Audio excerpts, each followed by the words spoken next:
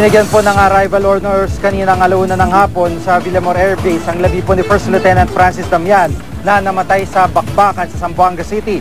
Sinalubong ang kanyang bangkay ng kanyang pamilya at mga kapwa sundalo. Ang kanyang asawa at na kamista niya sa Philippine Military Academy noong 2007 at kanilang bagong binyag na anak kasama sa pagbiyahe ng kanyang labi mula sa Zamboanga.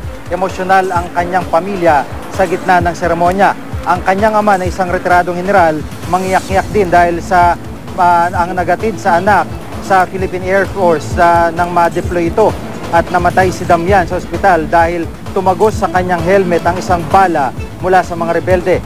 Matapos ang arrival honors, dinala sa Fort Bonifacio ang labi ni Damian para bihisan bago idiretso sa Camp Aguinaldo.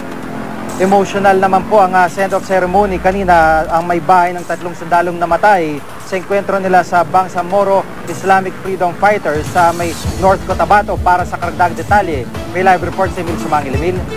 Magandang hapon, Jiggy. Bumuhos ang luha at umapaw ang emosyon sa isinagawang departure honors at send-off ceremony ng Philippine Army para sa 3 kawal nilang nasawi sa bakbakan dito sa Midsayap, North Cotabato.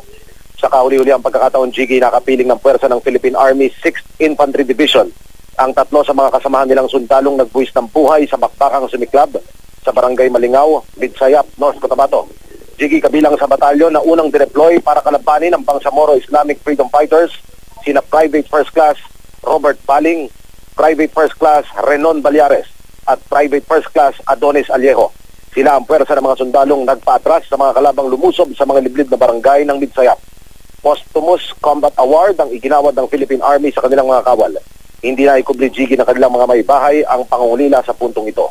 Lalong nakapangangalisag ng balahibo ng imarcha na ang mga labi ng mga napatay na sundalo sa tinatawag na Departure Honor Send-Off Ceremony. Simbolo ng pamamaalam sa mga nasawing kawal sa Mother Unit na minsan nilang pinagsilbihan. Samantala, Jiggy, napasok ng GMA News kanina ang Barangay Malingaw, ang lugar kung saan nagbakbakan ng militar at BIFF. Narating natin hanggang sa looban kung nasaan ang Malingaw Elementary School. Dito dinukot ng BIFF ang 9 na guro na sinamahan ng 5 barangay officials. Wala pa rin klase rito, Jiggy. Hindi nila alam kung kailan manunumbalik ang regular schedule. Kahapon bago kumagat ang dilim. Cited pa raw ang BIFF rito. Gayunman ayon sa militar, cleared na mga barangay na pinasok ng rebelding grupo. Pero ang ilan sa ating mga kababayan gusto na sa evacuation center muna mamalagi habang hindi pa raw tiyak na manunumbalik ang katahimikan. Jiggy.